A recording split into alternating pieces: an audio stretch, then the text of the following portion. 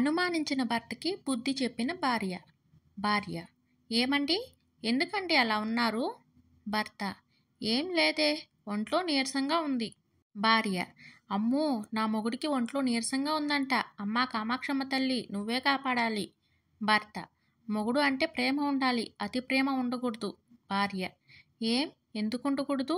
నాకు 10 మంది మొగుళ్ళు లేరు, ఉన్నది ఒకడే మొగుడు, ఆ మాత్రం ప్రేమ ఉంటుంది. మరి ఉన్న మొగుడిని సరిగ్గా చూసుకోవడం కూడా చేతగాదని మీరు నా మెడలో కట్టిన తాళి నన్ను అడిగితే నేనేం సమాధానం చెప్పాలి? భర్త: దగ్గొచ్చినట్టుంది, ఆ డ్రస్లో టాబ్లెట్ ఉంటుంది ఇవ్వు. భార్య: మాయదారి దగ్గు, మాయదారి దగ్గు. ప్రపంచంలో ఎందరో మొగుళ్ళు ఉన్నారు కదా, వాళ్ళకి రావచ్చు కదా ఈ దగ్గు, నా ఒక్క మొగుడికే రావాలా ఏంటి? భర్త: ఏమే, మాటి మాటికి ఒక్క మొగుడు అని అనకే, వినడానికి చిరాగ్గా ఉంది. భార్య: నీ చిరాకును కాసేపు పక్కన పెట్టి హాస్పిటల్కి వెళ్దారండి. భర్త: ఇంత చిన్నదానికి హాస్పిటల్కి ఎందుకు? ఇంట్లో టాబ్లెట్ ఉంది కదా, వేసుకుంటానులే, తగ్గిపోతుంది.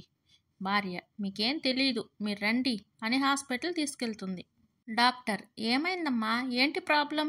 భార్య: ప్రాబ్లం నాకు కాదు డాక్టర్, నా భర్తకి దగ్గు వస్తుంది చూడండి. డాక్టర్: ఎంత డబ్బు ఖర్చైనా పర్వాలేదు, కానీ దగ్గు మాత్రం వెంటనే తగ్గిపోవాలి. డాక్టర్: సరే అమ్మా, ఇదిగో ఈ మందులు వాడండి, తగ్గిపోతుంది. భర్త: ఏమే, ఇంత చిన్న దగ్గుకి ఇన్ని మందులు వాడడం అవసరమా? భార్య: నీకేం తెలియదు, మీరు ఊరుకోండి. డాక్టర్: భార్య అంటే నీలాగుండాలి, భర్త అంటే ఎంత ప్రేమ మీకు? భార్య: ప్రేమ ఉండదా డాక్టర్, చెప్పండి. నాకేమైనా 10 మంది మొగుళ్ళు ఉన్నారా?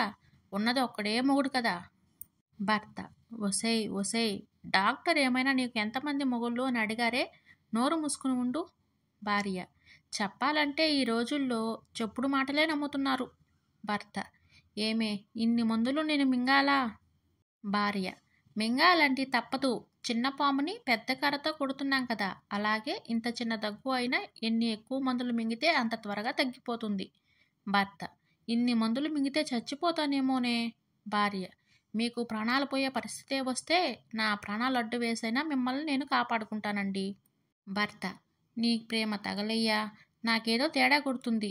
భార్య: ఏమండి, రేపు మీ పుట్టినరోజు కదా, నీకు చిన్న సర్ప్రైజ్ ఉందండి. భర్త: నువ్వు పుట్టింటికి వెళ్తావా? భార్య: మిమ్మల్ని వదిలి నేను ఎక్కడికి వెళ్తానండి, నాకేమైనా 10 మంది మొగుళ్ళు ఉన్నారా ఏంటి? భర్త: మాటి మాటికి ఆ పదం ఎత్తి నా మీద నాకే చిరాకు వస్తుంది. భార్య: ఏమండి, రండి దేవుడి గదికి. భర్త: దేవుడి గదికా, పద.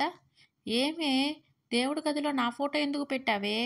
భార్య: మీరు నాకు దేవుడితో సమానమండి, అందుకే దేవుడి గదిలో నా దేవుడి ఫోటో పెట్టుకుని పూజిస్తాను. భర్త: ఒసేయ్, తీసేయే త్వరగా, ఆ ఫోటో తీసేయి, ఆ ఫోటో చూస్తుంటే భయమేస్తుంది నాకు. భార్య: ఆగండి, మిమ్మల్ని నేను ఎంత ప్రేమిస్తున్నానో మీకు తెలియాలి కదా, అందుకే ఆ ఫోటో అక్కడే ఉండనివ్వండి, రోజు మీకు పూజలు చేసి ఉపవాసం కూడా ఉంటాను.